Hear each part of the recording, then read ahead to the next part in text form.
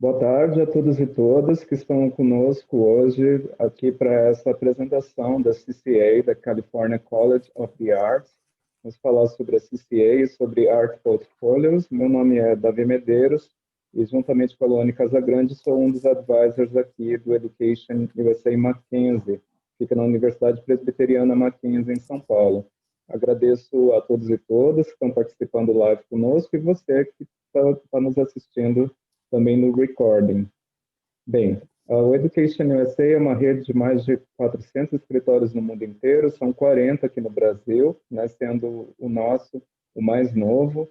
Nós oferecemos eventos praticamente diariamente dentro desse período de pandemia, são plantões de dúvidas, são recursos disponíveis como cursos gratuitos, como é o caso do Essay Writing Resource Center, para que vocês possam ampliar os horizontes da escrita acadêmica.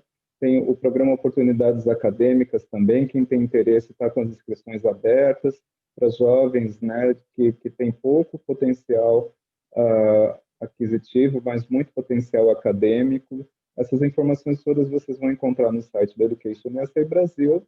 E no EducationUSA São Paulo, vocês têm todas as sextas-feiras o plantão no Instagram, às 16 horas, e na próxima semana já temos um outro evento no dia 10 também. Confiram a nossa agenda, tanto pela bio do Instagram, que tem o Linktree, né, como pela agenda do site Brasil. E nós estamos muito felizes, então, de receber essa escola que é tão procurada pelos estudantes brasileiros, a CCA, e que vai contar um pouco hoje aqui com o Mike Ross, que é o seu representante, né, que está aqui conosco hoje, a respeito dela e sobre Art Portfolio. Mike, thank you very much for being here, and so the floor is yours. Excellent. Thank you again for having me. It's my pleasure to be here to speak with you all this afternoon. Again, my name is Mike Rossi. I am the Assistant Director of International Enrollment here at California College of the Arts. I'm going to talk to you today a little bit about portfolio. So the first thing I'll do actually is just give you a little bit of general information about CCA. We'll talk about something called Acad, which is about art schools here in the United States and Canada. And then we'll go into the information about portfolio development. If you have questions at any point, please feel free to ask them. I think I can see the chat, but don't worry, there will be plenty of time for questions at the end. So you can also save them for later as well. So California College of the Arts, or CCA, is a fully accredited private nonprofit school of art and design located in the San Francisco Bay Area in California. We've been around for over 100 years. We were founded during the arts and crafts movement. So that means we have a lot of strong kind of fine art craft-based programs. So textiles, jewelry, metal arts, glass, printmaking, ceramic, sculpture, things of that nature. But because of our location and all this awesome stuff that's happened with design and technology, we also have really strong programs in those areas as well. So everything from animation to graphic design, interaction design, industrial design, architecture, etc. So currently we offer over 20 undergraduate programs and actually about 12 graduate programs, all falling under the areas of art, design, architecture, and writing. One thing that makes us a little bit different from a lot of other art schools in the country is our STEM designated programs. So STEM stands for science, technology, engineering, and mathematics. And there's a big push, especially here in the States, for students to pursue programs that fall into those categories. The benefit of this is the opportunity to extend your OPT upon graduating. So in general, international students can stay in the US for 1 year when they complete an accredited program to look for internship opportunities or job opportunities. But when you complete a STEM designated program, you can apply for a 2-year extension and potentially stay in the US for 3 years after completing one of those programs. So on the undergraduate side, animation, interaction design, and architecture have that designation. On the grad side, the 2 architecture programs and the interaction design program have that designation as well. We're a pretty small school, so just under 2,000 students altogether. But we have a very large international population. About 42% of our students are coming from around 50 countries around the world. This has helped us be ranked one of the top 10 most diverse campuses in the country, which we're very proud of. Our location affords us amazing opportunities. Students are participating in over 600 internships a year, and there are over 200 companies a year physically coming to our campus to work with our students. Our faculty are pretty much all practicing professionals in their fields and working for companies and in industries our students want to be a part of. So for example, you might have an animation teacher that works at Pixar or graphic design teacher that works at Google. And because we have small class sizes, as you can see here, 8 students to an instructor, it's a great opportunity for students to connect really closely with these professionals. Some of these reasons are why we have such really great outcomes. Over 80% of our alumni are working within a year of graduating, and these statistics and others have helped us be ranked the #1 art and design school in the US for return on investment. And it certainly helps to be in one of the best cities for creative talent in the world. This is a quick look at the undergraduate programs that we offer. For the most part, they are 4-year Bachelor of Fine Art, BFA programs. The biggest exception to this is our architecture program, which is a NAB accredited 5-year Bachelor of Architecture program. We also have a handful of minors. These are essentially developed to help complement your major course of study. Regardless of which program you pursue at CCA, you're always encouraged to be interdisciplinary, to take electives outside of your major, or to utilize the studio spaces of other programs and pull that into your own practice. For students who have completed the 10th, 11th, or 12th grade, your last 3 years of high school, there's also a pre-college opportunity. A lot of art schools in the US have this opportunity. Usually they're anywhere between 2 and 6 weeks. CCA's program is 4 weeks during the summer. Essentially, you pick a major that pretty closely aligns with our undergraduate programs. You would come to San Francisco, live in the residence halls, take classes taught by faculty, and essentially be in art school for 4 weeks. So it's an opportunity to gain hands-on experience in a program that you're thinking about, to continue to build a portfolio, and actually get a jump start on your college education. Because the program is accredited, you are eligible for 3 elective credits towards your major, even if you don't come to CCA. So this could be a really great opportunity to sort of taste test things and see if art school is right for you. We do require housing for our 1st and 2nd year students. We actually just opened a new residence hall right across the street from our San Francisco campus with over 500 beds. There's also housing opportunities for transfer students, upperclassmen, and graduate students. So that's not something you have to worry about yourself, finding your own apartment or anything like that. Our application process is pretty standard. We are a Common App school, but we have our own internal application. There's an essay associated with either application. We need your transcripts, at least 1 letter of recommendation, generally from a counselor or from a teacher, a proof of English proficiency, which is usually a Duolingo, an IELTS, or a TOEFL, and then a portfolio, which is, again, what we'll be talking about today. We have a rolling admission at CCA, so that means you can apply at any time. As long as you apply by February 1st, you're automatically considered for a merit-based scholarship. And pretty much we're taking a look at your grades and the strength of your portfolio to determine that. If you're transferring from another university, you actually have a little bit more time. March 1st is the priority deadline for scholarship consideration. Graduate programs are a little bit different. They have an earlier deadline of January 10th. So to go back to Acad, this stands for the Association of Independent Colleges of Art and Design. And this is essentially a collection of the 36 leading art and design schools in the US and Canada. So places like MICA and SAIC, RISD, Ringling, Pratt, schools that hopefully you would have heard of. We were founded several years ago, essentially, to pull us all together. We have comparable types of mission statements, comparable types of education. We're sort of held to a higher standard with our accreditations and things of that nature. And collectively, we're educating more than 50,000 students every single year. So definitely a great organization and one that can be helpful in doing your research. So if you're thinking of studying art and design in the United States or in Canada, you can take a look at the resources Acad has on their website. You can search by program, you can search by location. I believe you can even search by size of school. And this can give you some really good reference points as you're doing your research. So again, this is your private nonprofit art and design schools in essentially North America. Another benefit of this organization is something called the Acad Portfolio Review. So SlideRoom is the platform that many schools will have you submit your art school portfolio as part of your application process. And we'll talk a little bit more about this later on. But the Acad schools have come together to offer a portfolio review. opportunity. So this is for students in high school.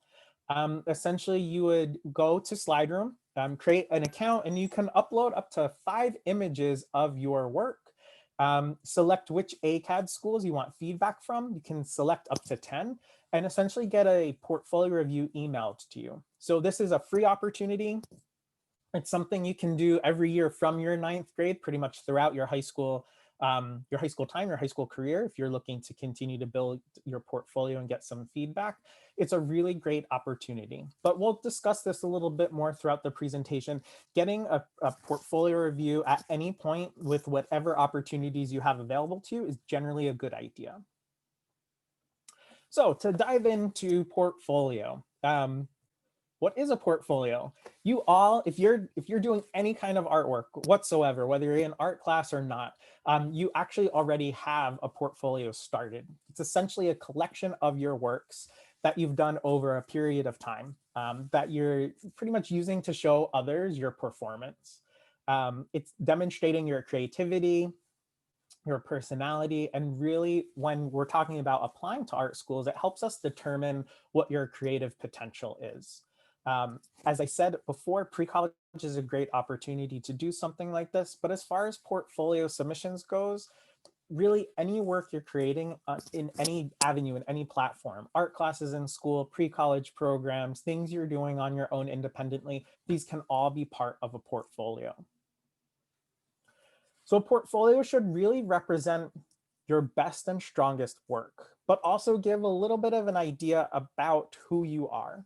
So it's a great way for us to get to know you a little bit better, much like a college essay where you're talking about yourself, something you've overcome or your interests or things of that nature. A portfolio is a visual representation of this. So thinking about things you've learned while creating the piece, or how a piece may be changed from when you started to when it's completed, those are all important things to consider as you're developing your body of work.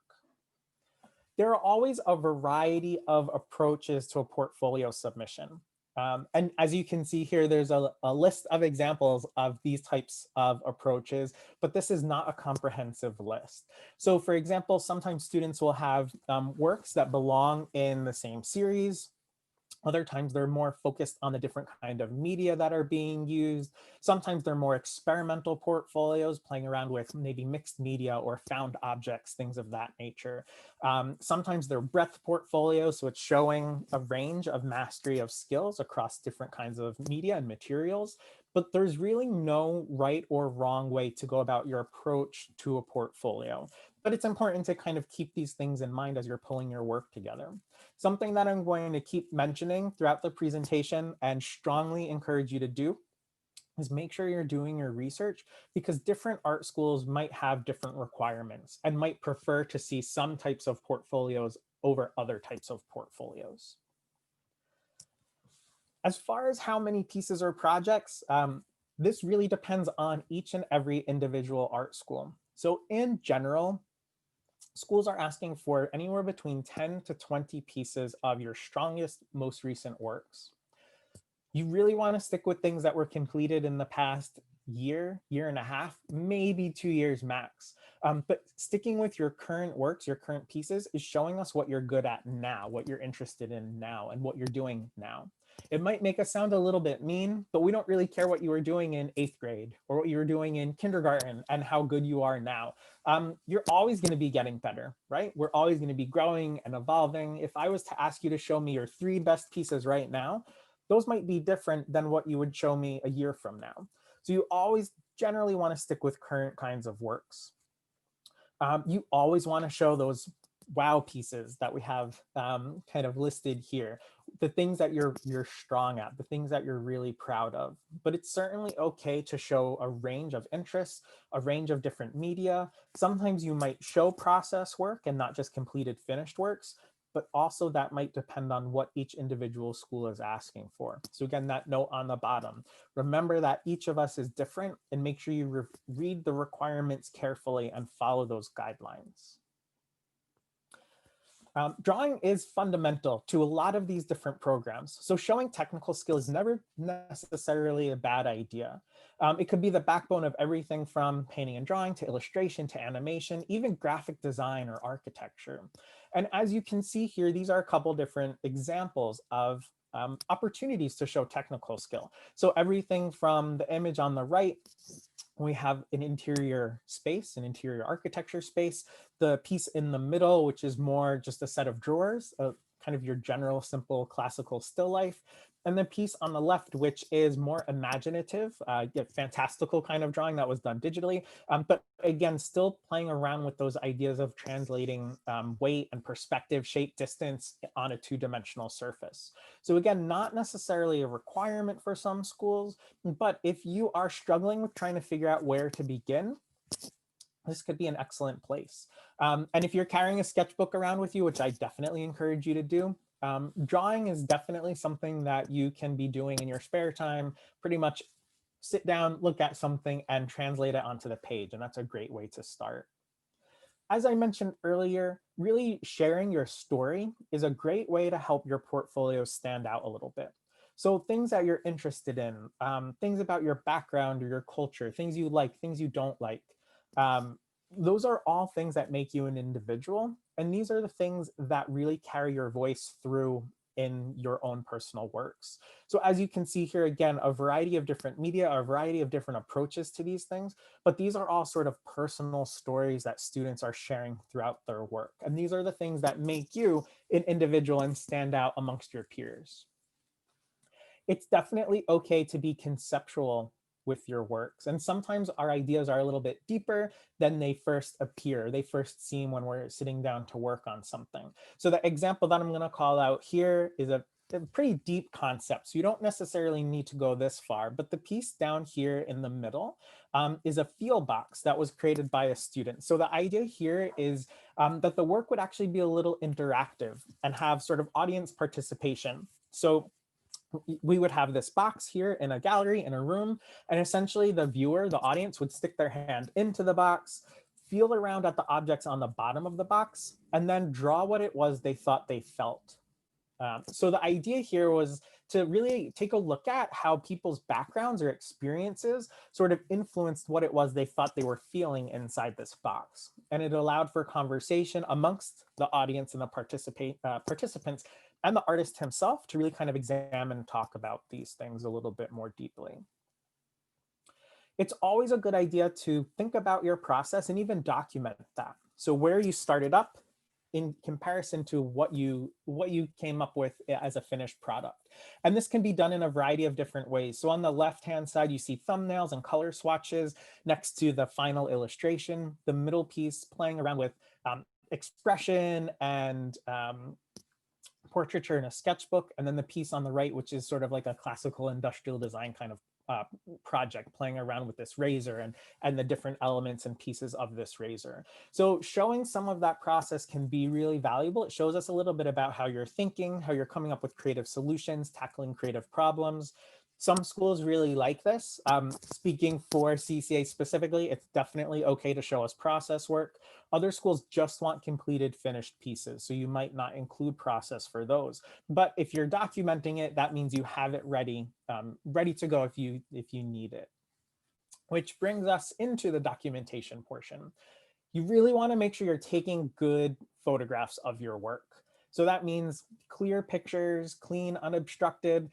You don't need to go have things photographed professionally. And sometimes you actually might even scan your works in, and that's completely okay. But you really want to be mindful of the way the images are looking on the screen. So think about the integrity of your work. This is a visual representation of who you are, as well as your abilities. So make sure you're thinking about that. You always want quality over quantity. So if a school is asking for 10 to 15 images and you have 12 really solid images, paintings, drawings, photographs, whatever the case is, show us 12. There's almost no situation where it is better to show weak work for the sake of having more pieces. So always use that to your advantage. And definitely get comfortable speaking about your work. I'm going to show you an example of what Slide Room looks like a little bit later on. But whether that's through a portfolio review or utilizing the description box in SlideRoom, thinking about your process or your concept or things you learned, things that worked well or things that didn't work well. These are really important parts of this whole experience. And critique culture is hugely important in any art school. So the ability to talk about your work, to answer questions about your work, or defend decisions about your work. And then on the flip side of that, to be able to do that about other students' work, other artists' work, that's really integral to this whole experience. Be mindful of your presentation. So again, this kind of goes along with what I was just thinking about. There are definitely a variety of ways in which you can show your works. Use the space on your slides wisely, but don't cram too many images on any slide because it can become a little bit difficult for us to actually see the works. But you can see here, these are obviously not two-dimensional pieces, but examples of things you might consider doing. Whenever you have something three-dimensional, whether that be sculptural or whatnot, always think about documenting it from different angles, from different perspectives, so we could get a little bit of a better idea of how this object exists in space.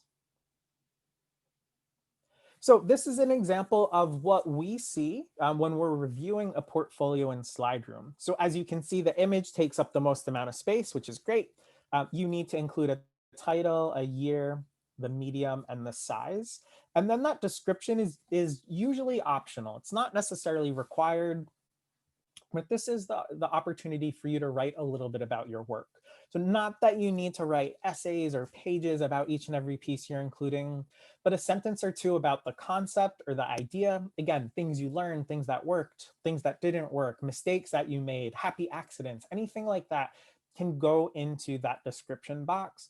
And again, that's showing us a little bit about how it is you are thinking about your work and talking about your work. So as you're building a portfolio in SlideRoom, just keep in mind that this is essentially kind of how we are looking at that. Again, don't crowd your slide and keep the focus on your specific pieces. So you generally don't want to include a whole lot of images per slide. You don't want backgrounds, you don't want borders, nothing to be distracting. So as you can see here, these are two actually really great examples of things not to do. My colleagues and I across the board, most of us aren't in a physical office right now. So this is especially important because we're all on laptops. The monitors are all essentially 13-inch monitors on our laptops. We can't really zoom in SlideRoom. So that means the more images you're putting onto a slide, the more difficult it is for us to see the individual pieces that you've included. So the piece on the bottom, this is the best example of that. I can't really see any of these things. They look really nice as like super tiny thumbnails, but I can't have an appreciation for anything this student has done because I can't really see it. And then similarly, the piece on the top, there's a little bit too much going on here with more images on the slide than necessary. And then also this background gets a little bit distracting. You don't want to do this. These are things not to do. You want to do, again, something like this, where you're picking that one image in that series, or maybe two images, and giving them as much room as possible on the slide. You're also going to want to keep any sort of titles or any sort of notes off of the image itself, off of the slide itself, and utilize those areas on the SlideRoom description areas. But all that said, don't be afraid to experiment with different kinds of work. I obviously don't know any of you, but I imagine you're all young artists. You're too young to be doing the same thing over and over and over and over again. So play around with different kinds of materials. If you're always defaulting to pencil and paper, try playing around with paint or sculpting something.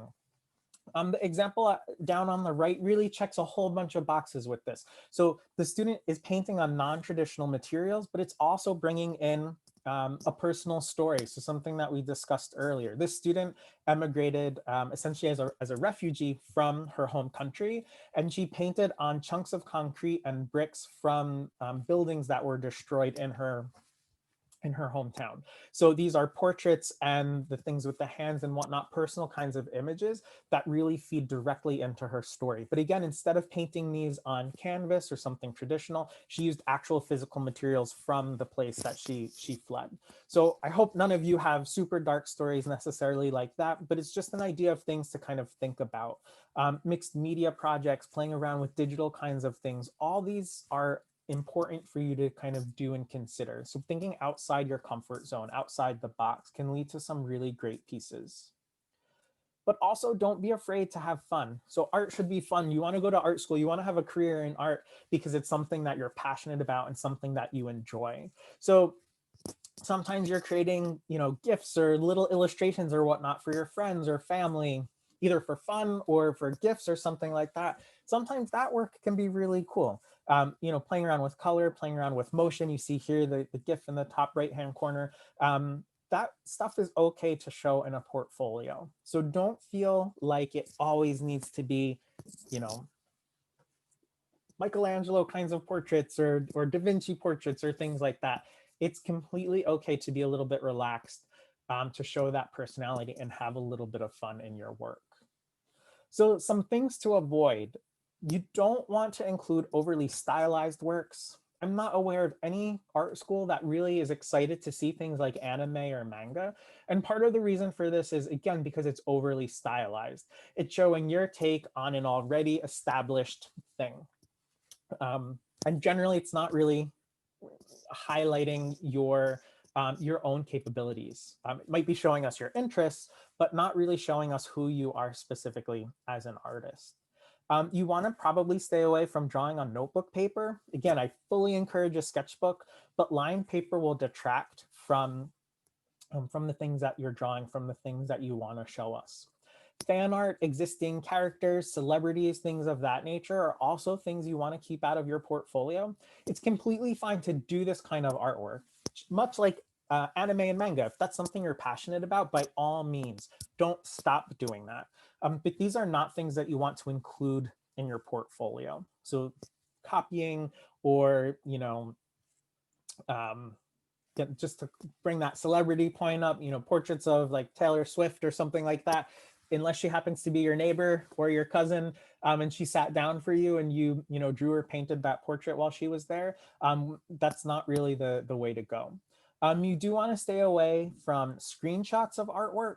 So the option you see here in the corner, somebody's Instagram post, we don't need to see your phone notifications or how many people liked the piece or whatever the case is. Again, you really just want to show the image itself. You really want to show the artwork. And that improper documentation. So this goes back to one of the other slides where we were talking about these paintings in the bottom right-hand corner that you see. Those were laying on somebody's coffee table. They're at a weird angle. We can't really see the images. Be mindful of that. Again, think about the integrity of your works. So even like this piece towards the top, this character that the student created, we don't need to see the sketchbook rings, like the binder rings. We don't need to see the coffee table. We don't need to see your fingers or your toes if you're photographing something on the floor. We don't need to see things that are upside down or sideways. So again, think about the orientation, think about the cleanliness of the image and that representation, again, of your artwork. You spend a lot of time on your pieces, so make sure you spend that time in showing your portfolio and giving the artwork, again, the attention and the care that it deserves. So that's about it for the portfolio kind of talk, the presentation. This is some contact information and ways to connect with CCA. I'm actually also, when I stop the screen share, let me see.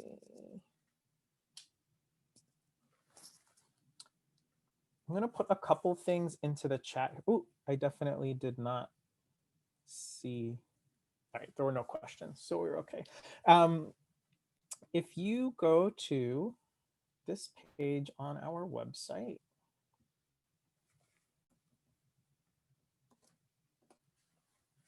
it will bring you, actually, let me share this again. Yeah, we can already see the link on the chat that you just dropped. Excellent. So that link will bring you to this page on our website. We have a lot of really good portfolio resources. Actually, all you would need to do is go to the search function in the top corner here, type in portfolio, and it'll bring up various pages on our site. But this specific page has 5 tips to building a portfolio. But this button here is an opportunity to download our portfolio tip guidebook. So again, there's not any like magic formulas in here. It's not going to say one drawing and one painting and one photograph and you'll be admitted to art school, but this will touch upon some of the topics I just discussed in the presentation. It's really there to kind of get you thinking about things. So to consider different kinds of media, to be experimental, to talk about your work, those kinds of things. So if I was actually there, I would have copies of this booklet to hand to you, but the PDF works just as well. And it's a little bit more green too, which is nice. I'm also actually going to throw this link into here. So if anyone is interested specifically in CCA, you want more information, you want to be kept in touch with things that are going on, any virtual kinds of things that CCA is doing, if you go to that link and register for this specific event, we'll be able to keep you posted with things that are going on. So I wanted to toss that in there as well. But please let me stop this again so I can see the screen. What questions do you all have? And you can type questions into the chat, or if you're comfortable turning on your mic, you can ask the questions. But I'm happy to discuss anything that you all might be interested in. Hey, is it okay sorry if I interrupt? No, please. Go for it. I am not really thinking of going to art school specifically, but I am keeping my options open, but I have a portfolio that I wanted to submit anyways. But I was wondering, I'm like artsy related. When you think of art, I am more into photography, but I have also other pieces in writing that I wanted to submit as well.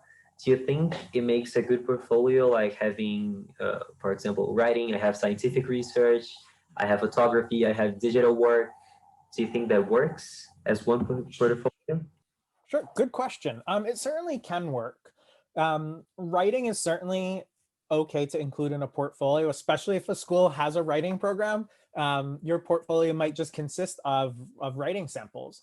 I would be careful a little bit with scientific research unless you're presenting it sort of as process to a piece or creation or whatever the case might be, because and this will also depend, it goes back to the earlier point about how each school is going to be different, requirements might be a little bit different, but art schools in general are going to be more interested about like the visuals of your process and maybe a finished piece than like scientific research as part of the process. You might write in like a description, if you're utilizing SlideRoom as a platform, about scientific research that you did, and maybe 1 or 2 like hot points or really interesting things or whatnot that that you discovered in your research. But for your process, you might show, your sketches or your thumbnails, and then, a finished piece or something to that effect.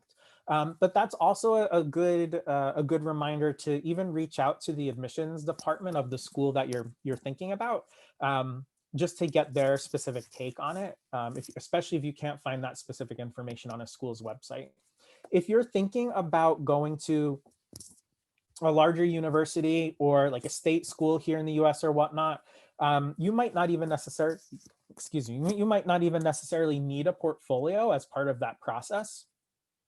So that's another thing to sort of keep in mind. I know sometimes with state schools or larger universities, unless there's an art college you're applying to within that larger university, you're going to be doing like general education requirements, right? So like English and math and science and history and all that stuff before you even start on your art program. So you don't need a portfolio, because you can almost, like, even if you apply as a psychology major, there are general education requirements you need to get out of the way first. So that's something, especially if you're not 100% on art schools, definitely something to research and consider. It's great to have a portfolio, so it's completely fine to like set this thing up so you have it. But if it's not something you specifically are going to need for your own college applications, it might take a little bit of pressure off if you're trying to worry about, exams or homework or other kinds of things. But very good question. And to follow up with that point as well, if any of you happen to be film students, note that generally schools are not looking for 10 to 20 actual student films. We know films, can be much more involved. If you have film that you want to include in your portfolio, 2 to 3 2-minute samples or a sizzle reel or a trailer of a longer film. If you collaborate on a film project with other students, it's always a good idea to let the reviewers know, generally in that description box, if not in the credits of the film, what role you played. Did you do the directing? Did you do the directing, the producing, and the editing? Did you just do the sound design? It's important for us to kind of get a feel for what part you played in the creation of that film. But you can generally supplement film samples with writing samples, as we just discussed, photography, storyboards, character designs, other kinds of artwork. That's generally okay. Slide Room in general, most art and design schools will use that as a platform, or will have something pretty comparable to that.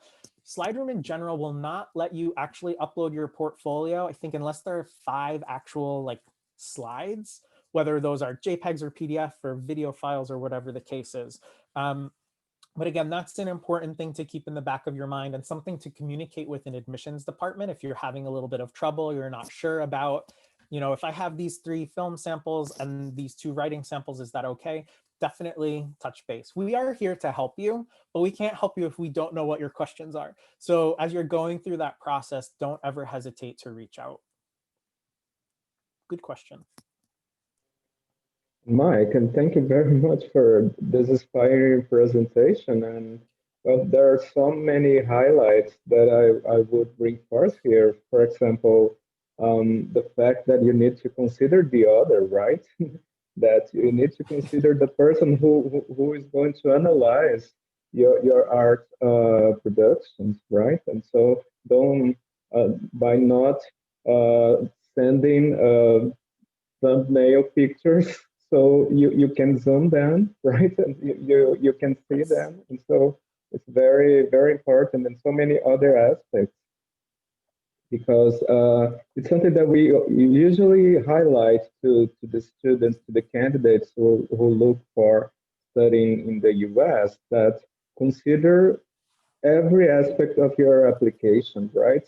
If you write in an essay and you don't put very much effort on it and you don't reveal it, it's going to be the admissions office will understand it immediately, because it's automatic for you, right? You know when some effort was put into the work, right? Right. Well, it definitely helps. I mean, much like you as students are looking for the best fit for an institution, we're trying to find students who fit within our own institutions.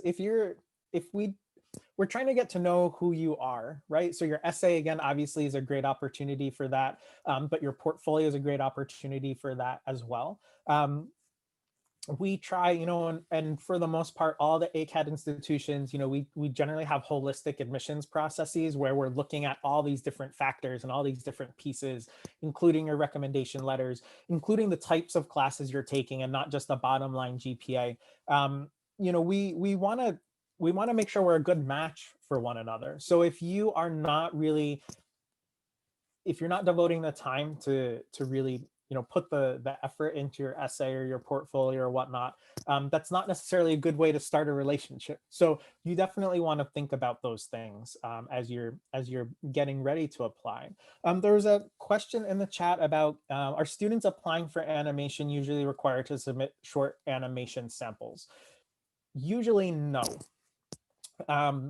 There are sort of 2 different approaches to art and design schools here in the US. One is similar to like CCA's approach, where there's a core foundation year. So if you want to study animation at CCA, you can apply for animation. That's completely fine. But in that core foundation year, you're taking the same type of curriculum that everybody else is taking. And for CCA, what that means is everyone has drawing, 2D, 3D, and 4D, and then you have 2 open electives. So you might take animation electives if that's what you want to study, but maybe you take animation and illustration if you're trying to decide. Or maybe you take glass and jewelry because you've never done those before and you want to play around with it. with schools that have that foundation year, there's usually some flexibility in there. And because of that, there's no specific type of portfolio requirement. So again, for CCA, you want to study animation, you've never animated, and that's completely fine. Because the idea with this as well works to the other level. So if you think you want to study animation, but you take that glass class and you decide, oh wow, I want to study glass. Like, this is amazing. I want to be in the, the furnace room and I want to create and sculpt and whatnot with glass. We would let you change your major to glass. You wouldn't need to submit a glass portfolio, and vice versa. If you thought you wanted to be a glass student, you took an animation class, you fell in love with it, we would allow you to switch your major to animation. So that's sort of one approach. The other approach is like a foundation year, but specifically within your program.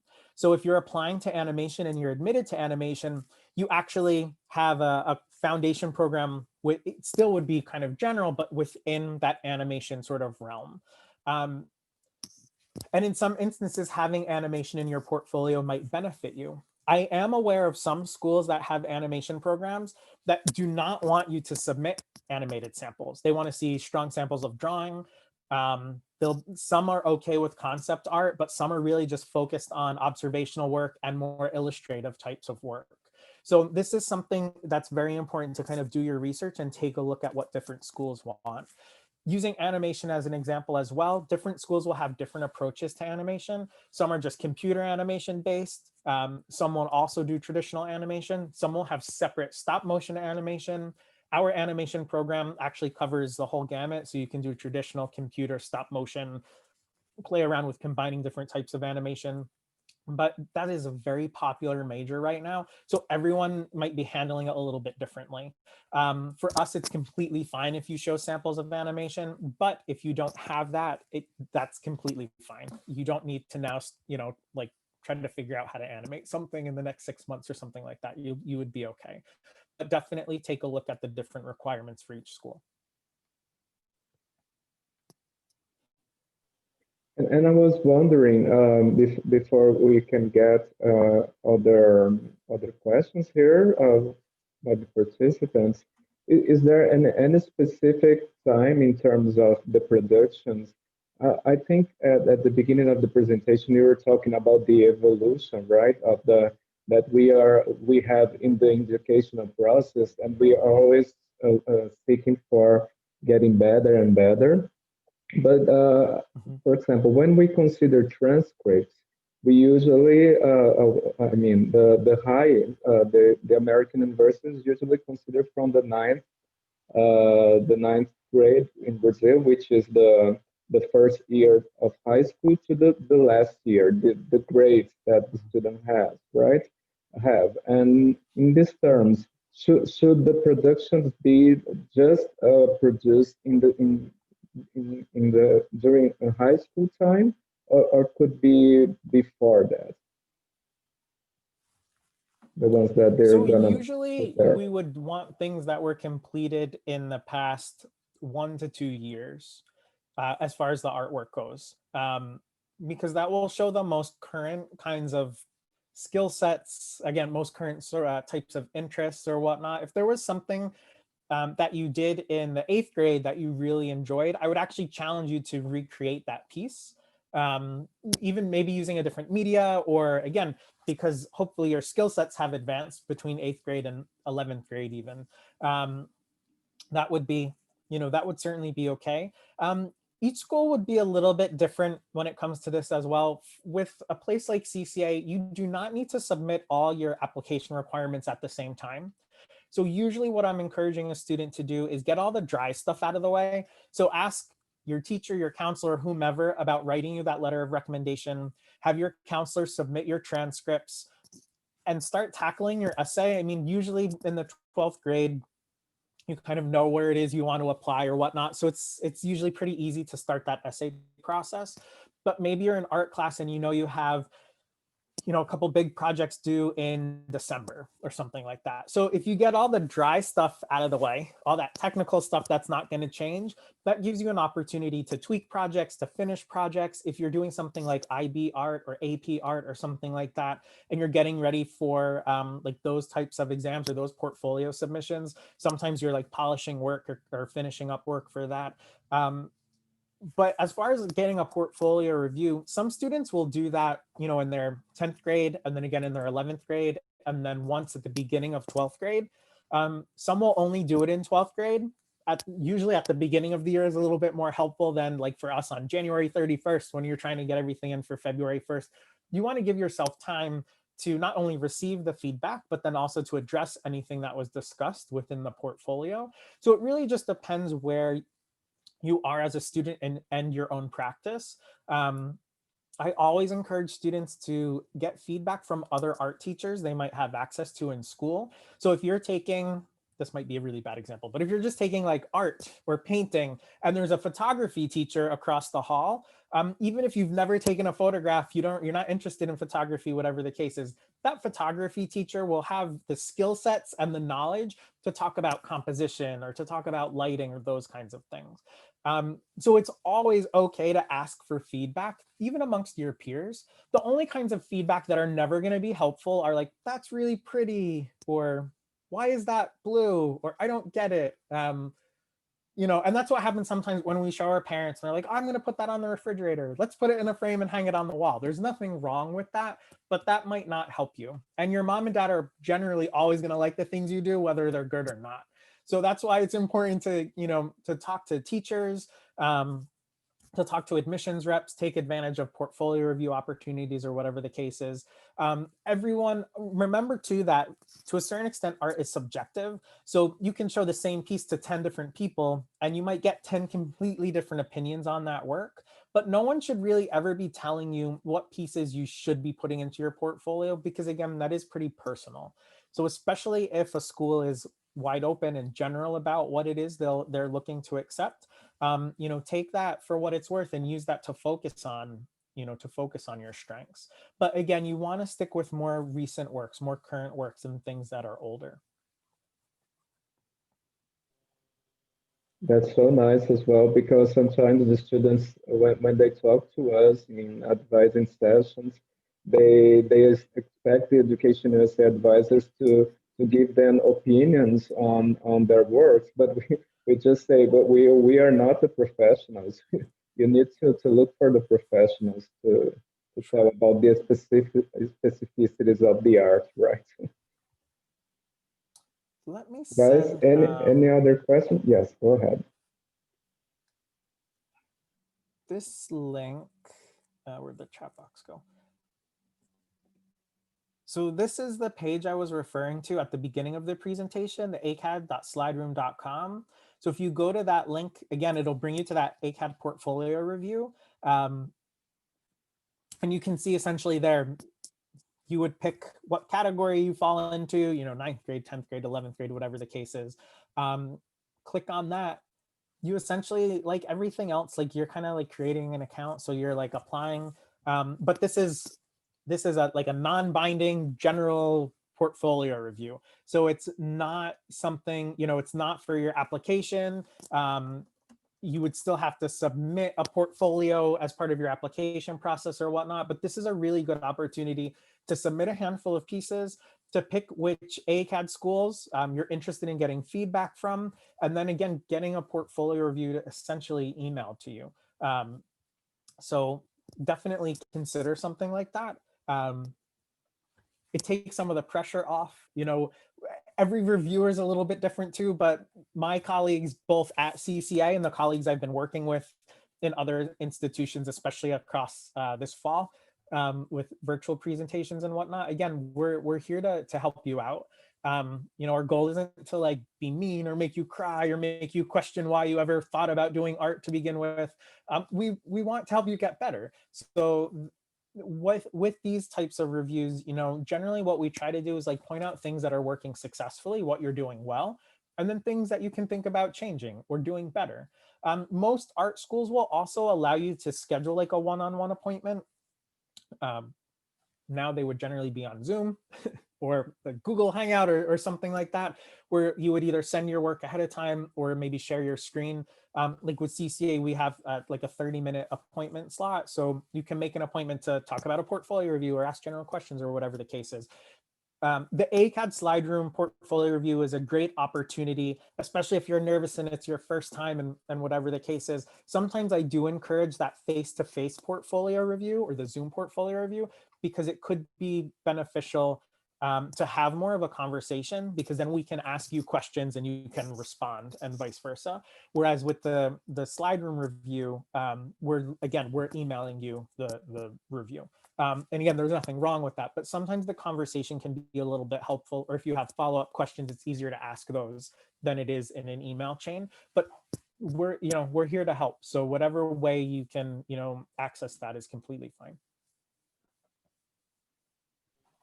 Guys, now we are close to the end. And any other questions? We have a few participants here still with us.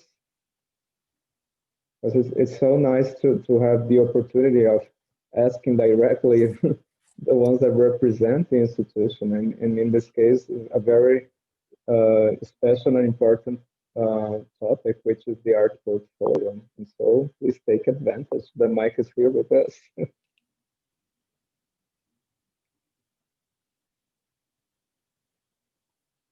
Well, and in terms of additional information on the admissions process, I think as the session was more focused on our portfolio, they just can go and visit the website. You already had dropped the links there, the portfolios, but then they can easily access the CCA website to get more information about the application in terms of oh, thank you very much. Get started. Yes. So that page will have more info. There's actually the PDF download of that portfolio prep booklet that I shared. But if you keep scrolling down, you'll actually see there's also like a link for international students.